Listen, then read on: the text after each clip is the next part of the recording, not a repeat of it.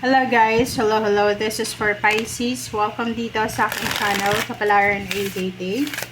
Welcome guys, alamin natin kung anong message, energy gabay para sa inyong lahat. Ito ay para sa second half ng June 2026. So, titingnan natin yung June 16 until 30 or kung may 31 this month. Okay. Tingnan natin, Pisces, this is collective, general reading. So, I hope na makaresonate ang lahat dito.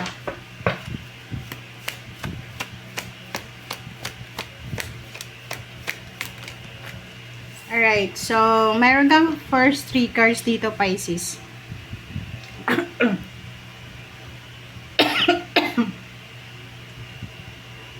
Dalawa yung number 5 dito. It's number 5, number 5, number 4. Unang-una dito, Pisces, sa dalawang linggong ito, nakikita mo ba? Mirror. Treat your body like the palace. It is. So, sa dalawang linggong ito, importante na alagaan mo ang sarili mo. This is, about health. Okay? So, kailangan mo, like kung kita mo naman, kung medyo mataba ka na, payat na, sobra, or medyo unhealthy na yung mga kinakain mo or yung lifestyle mo, siguro, literal, tumingin ka sa salamin, okay? Tumingin ka sa salamin kasi sa salamin mo makikita kung anong klaseng itsura meron ka, okay? Kung kailangan ng magpapayat, magpataba, or kung ano pa man. So, dito sinasabi, kailangan mong alagaan ang iyong sarili sa dalawang linggong ito. Okay, next is escapist. Ito yung ito yung energy na kailangan mong unahin ang sarili mo. Okay?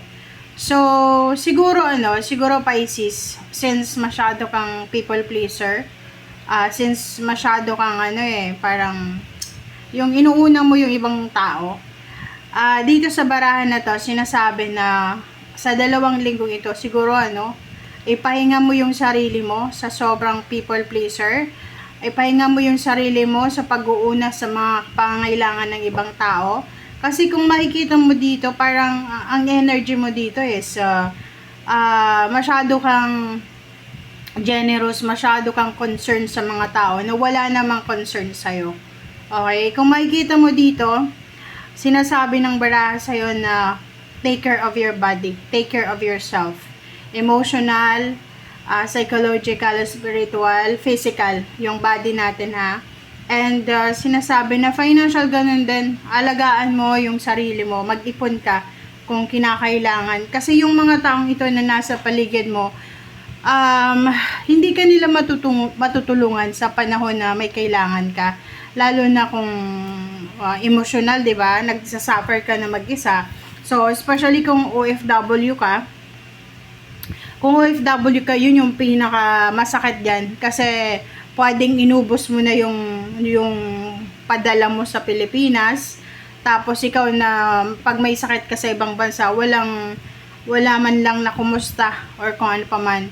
Okay? Magagalit pa sa'yo. So, eto yun. Third card natin, Pisces, is the stars. You can manifest your energy wish, every wish. So yun, sabi ng baraha sa'yo dito, Pisces, wala kang dapat na alalahanin. Bakit ka nagpi-people please? Okay? Kasi yung people pleasing na yan is parang isinisiksik mo yung sarili mo sa ibang tao. Etong mga taong ito na pini-people please mo, sila yung mga klase ng tao na hindi kanila itatrato ng maganda kung wala kang maibibigay sa kanila. So, sinasabi ng baraha na lahat ng pangarap mo sa buhay, mamamanifest mo yan. Pero minsan, may mga hinahangad ka sa buhay na hindi nangyayari. It's because yung connection na mayroon ka ay hindi maganda. Ibig sabihin, once na yumaman ka, once na nagtagumpay ka, hindi ikaw yung magbe-benefit nito. Yung mga taong nasa paligid mo, sila ang magbe-benefit niyan. Okay? Alright.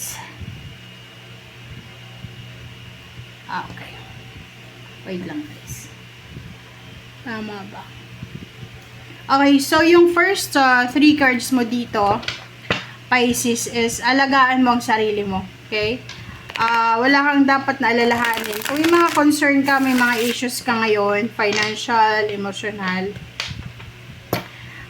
sinasabi ng barahan na matutupad mo lahat ng pangarap mo. So, huwag kang masyadong ma-stress. Okay, lalo na kung ibang tao yan na rason ng stress mo. Ako, tumigil ka.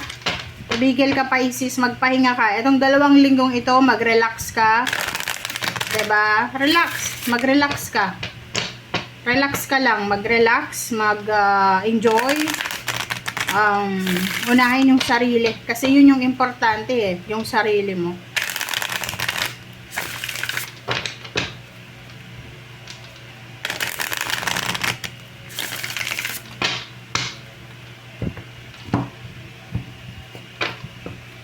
Okay, ano pa ba?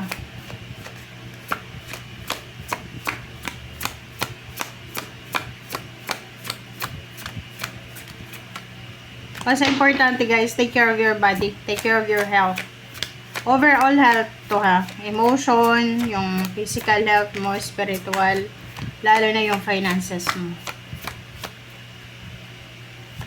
As much as possible, siguro deactivate social media.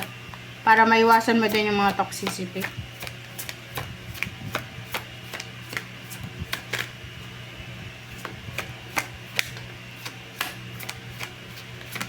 Alright, Pisces. Tingnan tayo dito ng cards. Oh, walang lumalabas.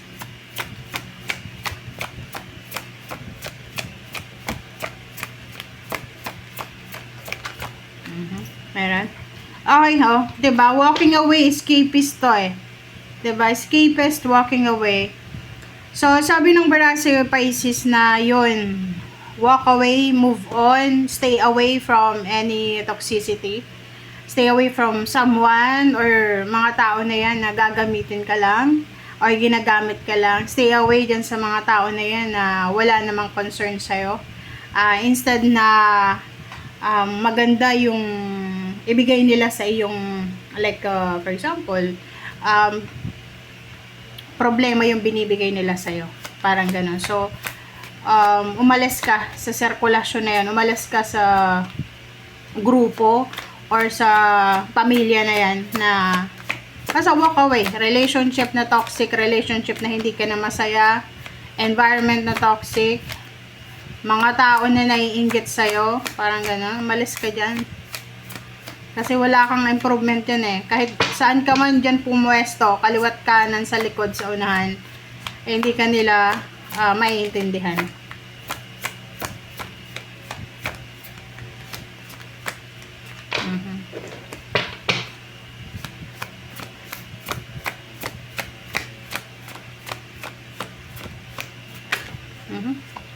Okay. First chakra. So, Archangel Gabriel, diba? Sabi na Archangel Gabriel, take care of yourself talaga. Take care of yourself, take care of your job, take care of your everything na meron ka sa ngayon. Yun yung pinaka-importante. And number 29, this is your manifestation. Focus ka lang, Pisces, okay? Mag-focus ka lang sa kung ano yung minamanifest mo. Wag ka nang yun yung sinasabi dito na, especially doon sa mga breadwinner na Pisces. Ang breadwinner kasi guys, hindi yan yung pang sa anong tawag dito, pang matagalan. Kasi 'di ba, buwan sa breadwinner ka, tinutulungan mo yung family mo na makasurvive, may mag-progress, na may makatulong sa iyo. Pero kung breadwinner ka for how many decades na, 30 years na, like for example sa pamilya, alam mo naman na hindi naman lahat naghihirap. Tapos kung sino yung may pinakamaraming pera, yun yung breadwinner. Tapos yung iba kahit may mga pera din, exempted sila, 'di ba? So, pero alam mo ang mga nangyayari na 'yan, may kapalit din 'yan eh. 'Di ba? May kapalit din 'yan eh. The more na maging generous ka, the more blessings na magkakaroon ka. Pero you need to be mindful na yung mga tinutulungan mo is deserve nilang ang tulong mo. Okay? And yung may mga pera na 'yan, may mga trabaho na 'yan, mayroon na silang, yung kumbaga stable na sila, wag mo nang tulungan. Kasi na sila stable na. Okay? So, unahin mo yung sarili mo. Take care of yourself first, Pisces. Yung pangangailangan mo muna bago ka tumulong sa kapwa. Kasi yung mga taong yan, especially sa pamilya, no, kadugo mo nga yan, kapatid, pamangkin, pagdating ng araw, mali ka pa rin dyan. So, sila yung magiging tama. So, tapusin mo na yan.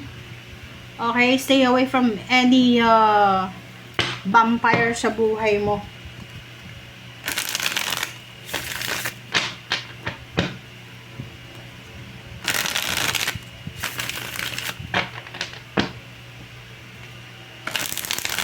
Parang yung reading mo ngayon is it's a reminder for you. Nire-remind ka, Pisces, na pag hindi mo inalagaan yung sarili mo, mauubos ka lang sa pagtulong sa iyong pamilya, sa iyong kapwa.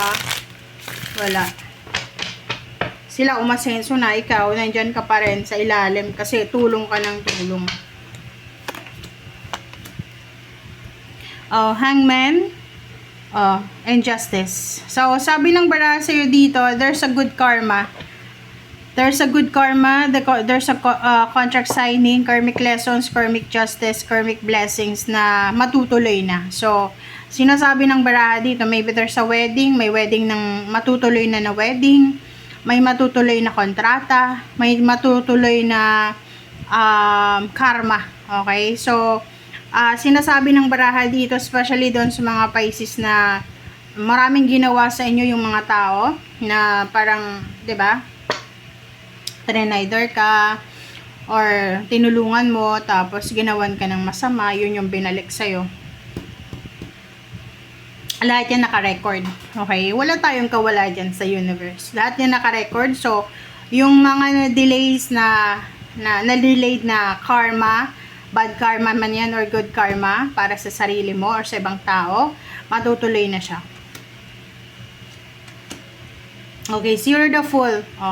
Doon sa mga Pisces na marami kayong pinagdaanan na problema, like bumagsak yung buhay mo, bumagsak yung foundation mo, like nasira yung tiwala mo, nagkaroon ng competition, ng away, ng manipulation, or kung ano pa man, bumagsak talaga yung stability mo. Like, ang example dyan is pamilya. Pwedeng masayang pamilya, biglang nagkagulo-gulo, nag-away-away. Sinasabi ng baraha dito na okay lang yan. Okay lang yan. Wag mo, Pisces, na ipipilit na itong pamilya mo na to dapat palaging masaya. Kung nag-aaway-away, nagkakagulo, just let them, okay? Yun yung sinasabi ng baraha, pwede kang makapagsimula ng buhay nang wala sila. Ang mga Pinoy, yung Filipino culture natin, pagdating sa pamilya, talagang mali guys, okay? Kasi alam mo ba, sa ibang bansa, hindi ganun yung klase ng tao na kahit ginawan ka na ng kasamaan ng kapamilya mo, like kapatid, pinsan, tiyahin, tiyuhin, tatanggapin mo kasi for the sake na, ay naku, hindi ako pwedeng lumaban kasi ano yan sa akin, matanda sa akin, at the same time, kadugo ko No. Kasi kung hindi mo ipaglalaban yung karapatan mo, tatanda ka na ganyan. Okay? Kita mo? So, nandito yung Empress. Yung Empress card na to, Strength card. Sinasabi ng baraha sa'yo dito, huwag kang mag-alala, Pisces. Doon sa mga Pisces na nag-decide kayo na lumayo sa mga taong toxic, kahit sabihin natin kadugo nyo yan, good job. Good job sa inyo. Kasi, sinasabi naman ng baraha dito na, unahin mo daw yung sarili mo Okay, hindi sa pagiging selfish ito guys nagagawin nyo or ginagawa nyo. Kasi kung uunahin nyo yung ibang tao, tapos kayo, sobrang hirap na kayo sa buhay or sa pagpapasensya or whatever man, lugi kayo dyan. So, sabi ng baraha, you will be more stronger. Okay? You will be stronger than before. Kahit na medyo hindi perfect yung family mo, hindi perfect yung foundation mo. So, ngayon, sa 2 linggong ito, i-focus mo yung sarili mo sa health mo, okay? Physical body, mental, psychological, financial, spiritual. Doon ka mag-focus. Alright? Okay, so let's check.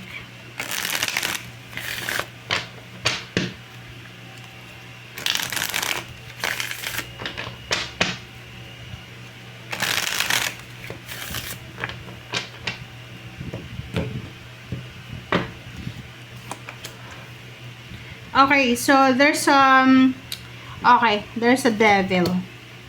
So, sinasabi ng para sa'yo dito na you need to be careful regarding sa pera. Okay? Sa 2 linggong ito, Pisces, mag-iingat ka sa paghahawak ng iyong pera.